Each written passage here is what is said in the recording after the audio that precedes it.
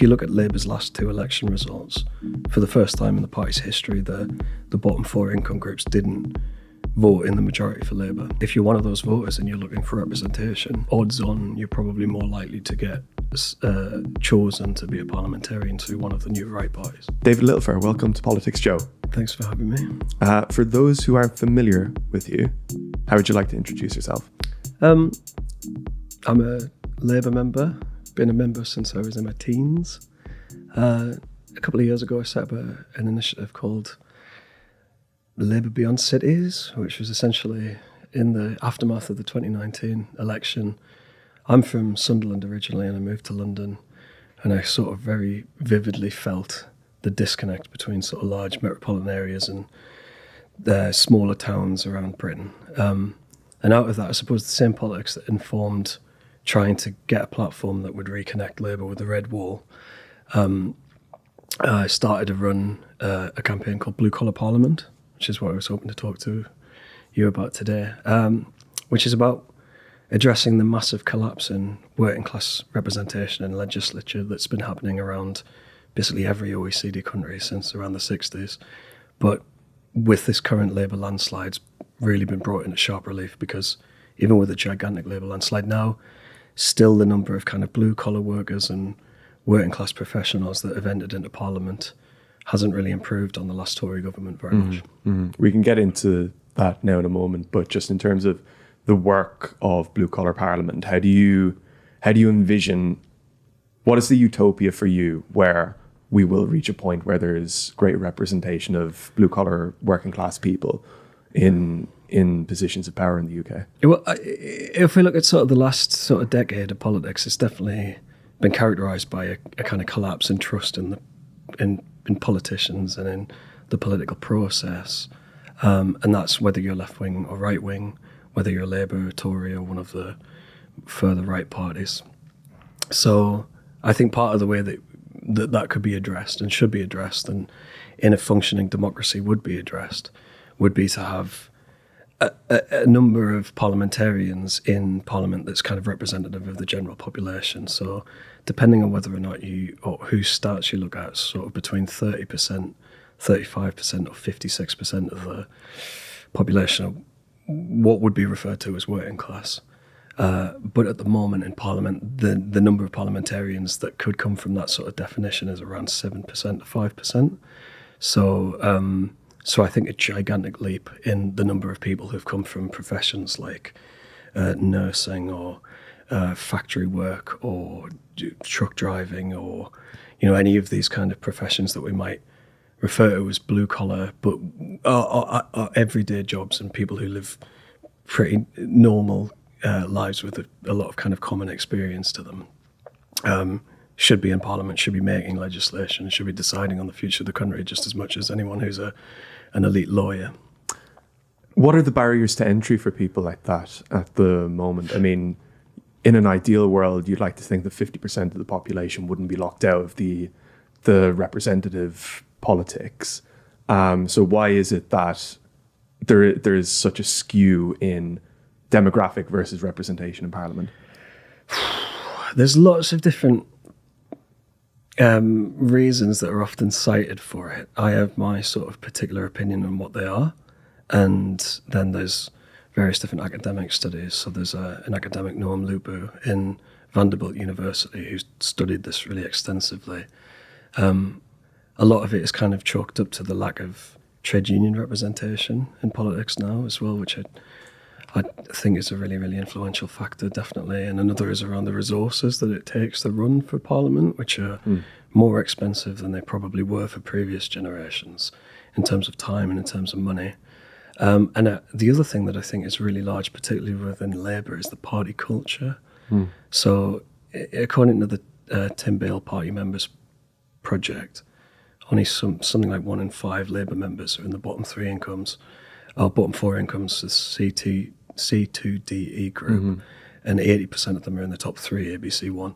And that doesn't take account of retired members who probably once were in the top 3 income groups and then joined the bottom 4. So in stark contrast to sort of previous eras of politics now, Labour members who, traditionally were the way that you would get into working class people into Parliament was through the Labour Party. Labour members are almost uniformly middle class. And so when it comes to the selections, and this is the main reason why I started the campaign as well, was I was monitoring selections in the Labour Party, and I would see time and time again somebody would stand who was a bus driver or something like that, like Sean Halsall, a bus driver, or Lauren Townsend, a teaching assistant, and they would lose out to somebody who had a career in international relations or was a professional lobbyist or a high-flying lawyer at some chambers in London. And those people are coming in front of selection panels of local party members, and those party members are saying, actually, we have this particular idea of what success and competence and quality looks like. And so we're pitching, when you're pitching to the Labour members and you're saying, well, I've worked in this town my entire life as a bus driver, Labour members are going, yeah, but this person's an international lawyer or something like that, so we probably need them to deliver the kind of outcomes that we think we need in Parliament. I know we're talking mainly about the Labour Party, but of course that kind of selection doesn't seem characteristic of a Labour movement in the first place, right? Especially when you're considering what constitutes success to someone from the Labour movement or of the Labour Party, be it the British or any European Labour movement. Ordinary jobs are what makes that party tick, right? And so the kind of transition, I suppose, from the traditional values of the party into what it represents now, it's kind of, do you see that there's any political movement in the UK at the moment that's kind of speaking to working class people more than what the Labour Party is? I think this is a really interesting phenomenon that's basically international in every kind of developed country, is that if you think about the first Labour government was established 101 years ago, and the first Labour PM, Ramsay MacDonald, was a son of a farmhand who'd worked as a clerk most of his life, and standing up addressing Parliament, he'd have had a foreign secretary who was an iron worker, a Secretary of Labour, Margaret Bonfield, who was a seamstress, and that sort of generation of politicians, most of them they'd tried to join the Liberal Party, and the Liberal Party had basically rejected them. So they set their own party up and came into power through what was then called the Labour Representation Committee. And that's the tradition. That is, like you say, that's the tradition of the Labour movement in Britain and in every OECD country. And I suppose it kind of hit its high watermark in the post-war period. But yeah, that culture of seeing anybody who's had that kind of life as just as able a parliamentarian, and as was proven in the sort of 20s, 40s, 60s, has really vanished from most social democratic parties around the world, who've now kind of pivoted towards a kind of meritocratic elite of kind of intelligentsia workers and things like that, and lobbyists and professional politicians. And that's become dynastic as well. So you've got second generations of people coming in whose parent was once a politician or something like that. And they force out all of the other aspiring MPs. And so what you're finding, I suppose, is in a lot of kind of OECD countries like Finland, Sweden, countries where there's a kind of resurgent right nationalist movement, that's where those kinds of working class people are finding a purchase in politics in some ways. So I suppose if you're in a newer party that's got less of a dynasty and things like that, if you wanted to get into politics, you're probably more likely to get through a panel of the True Finns or something like that than you are the Labour Party now, because it's so entrenched. That kind of classism and that kind of elitism is so entrenched in Labour now that I think a lot of the kind of new right parties are exploiting that, and I think that's a massive danger for sort of social democratic parties, given that if you look at Labour's last two election results, for the first time in the party's history, the bottom four income groups didn't vote in the majority for Labour. In fact, in the last election, it was split between Labour, Tories and Reform pretty much evenly. So if you're one of those voters and you're looking for representation and you're looking to stand, at the minute, I mean, odds on, you're probably more likely to get chosen to be a parliamentarian through one of the new right parties. Mm-hmm. You were mentioning earlier on about the kind of the decimation of the trade union movement as one of the factors that begins this move away from working class politics on the left. With the last kind of 5 years of British politics, there's kind of been this resurgence of, I guess, making union membership sexy, right? But contrasting that with the rise of parties like the Reform Party, there's kind of, when you consider that there are aspects of both movements that are speaking to working class people in very different ways, how do you envision an organisation such as yourselves kind of assisting the labour movement and the trade union movement to kind of fight back against this tilt onto the right? Well, when the trade unions place candidates to be MPs now, they overwhelmingly choose people who are like existing political officers or something like that. They're not really choosing people from the shop floor quite as much. So I'd be working to encourage them to do that. Now, most of the unions have a training scheme for candidates. So CWU does, Unite do. So people can come through those to be, trained up to be a prospective parliamentary candidate for Labour at an election. But then those people have to get through the NEC panels and they have to get chosen by the members. So, even if the unions went and chose reams and reams and reams of frontline workers and key workers and things like that, they'd have to be able to get through the political culture of the Labour Party.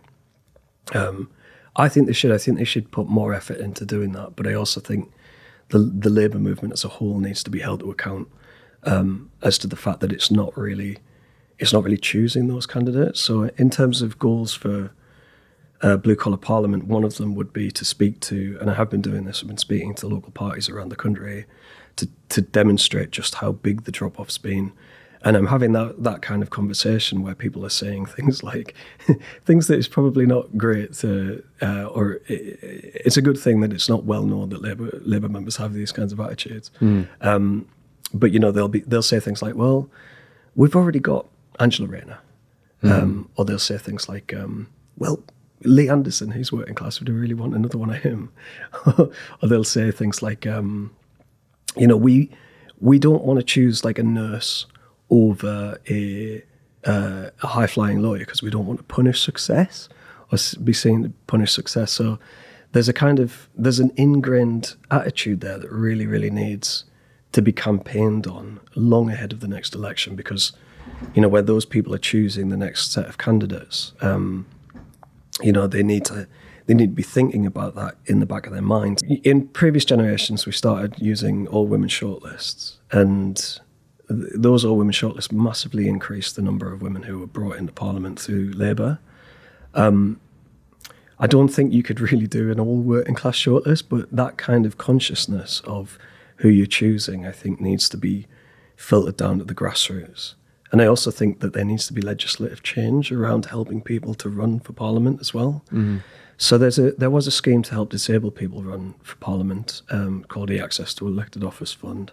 And I think a version of that you could apply to if you're in a key worker career, or if you were at a certain income bracket or something like that, that would help you run, help fund some of your time, give you some time off to work, would be really, really massively helpful for just helping those people have the time and ability and capability of running. Also, the party itself and the other parties need to really heavily demonstrate that they will subsidise a candidacy, because there are some means within the party. Supposedly there's a grant. I mean, I've been told there's a grant, but I don't really know the details of the grant, so I'm pretty sure if I don't, barely anybody does. But supposedly there's a grant that you can apply for within Labour. The Conservatives, there's definitely a grant you can apply for. They've got a foundation, the Conservative Foundation, that will fund your candidacy. And I think that's relatively well known within the Conservative Party, but I don't think anything like the assistance that should be on the table for Labour candidates is there. So there's something about resourcing, there's something about culture and legislative change. And I also think there should be more background monitoring of candidates as well that's published.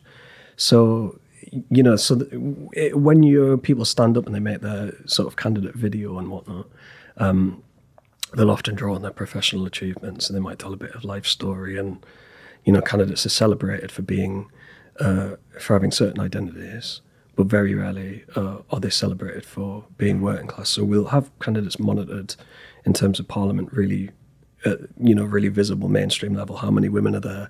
How many ethnic minorities are there? But the discussion very rarely ends up talking about class. And also, I think in the discussion in this last Parliament, the current Labour Party has been described as the most working class of all time.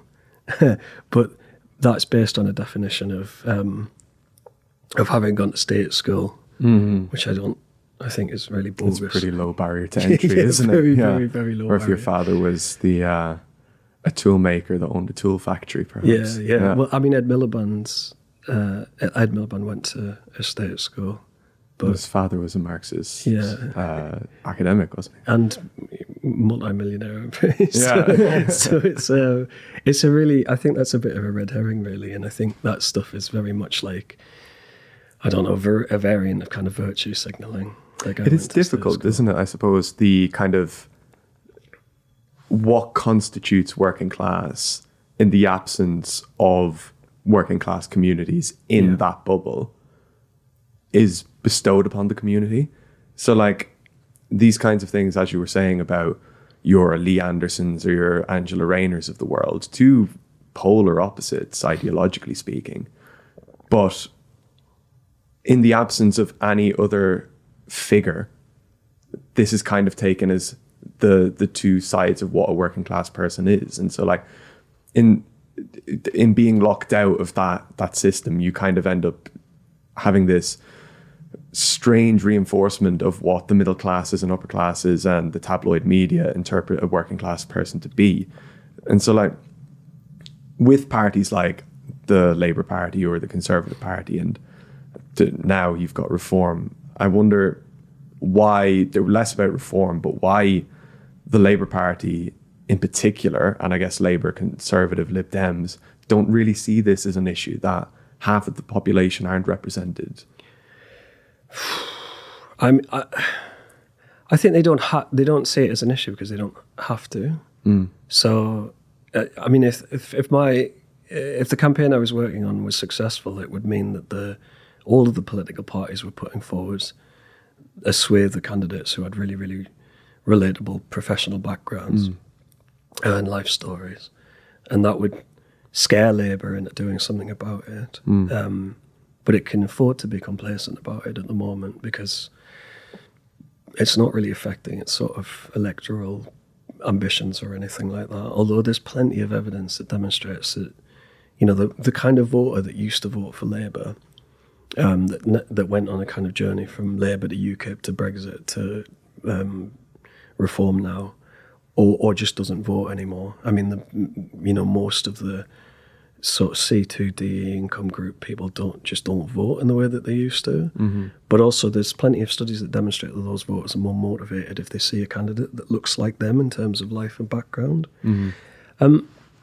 It's a really interesting point about sort of what class is and whatnot, because I'll often be told in response to this kind of thing that, I don't want people to go to university and make a success of themselves if they're from a working class background or something like that, which it's just not the point that I'm trying to make at all. The point that I'm trying to make is that especially in the Labour movement, you shouldn't have to have become an elite lawyer to become a Labour candidate. And I think it's quite bad for politics overall that only sort of really elite, high status achievers are kind of afforded the ability to become parliamentarians, because again, they'll, like you say, there's a certain value system attached to that.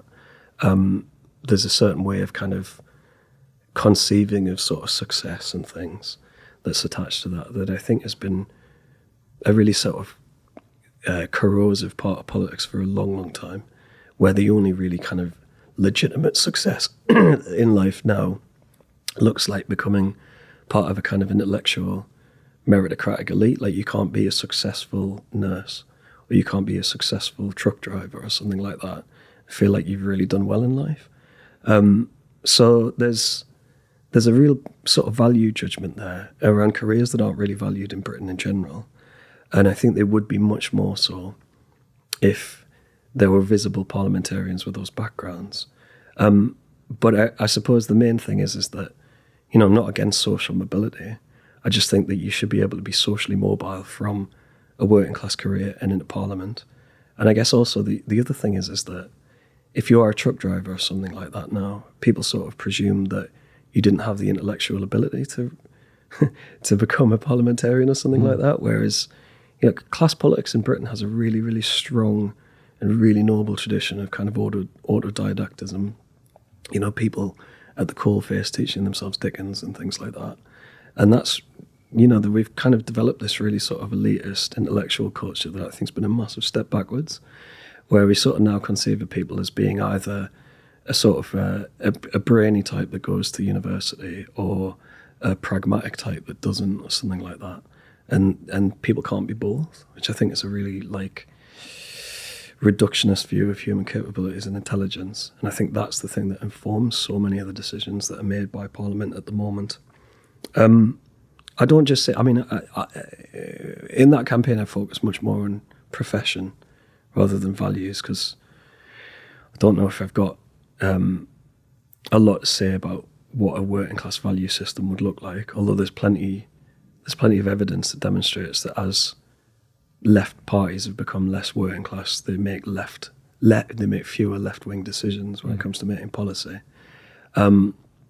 But I just also think that professional life is a really underrated part of what makes a person a person. And loads of other sort of cosmetic distinctions are privileged at the moment, and very few are sort of material and professional. And there's definitely different types of intelligence that are brought to different professions. So if you look at kind of £100 million back caves and things like that clog up so much of the decision making in Britain at the moment, I don't think somebody who maybe had a background as an actual builder or something like that would want to bog everything down in legislation in the same way. But again, I can't prove that.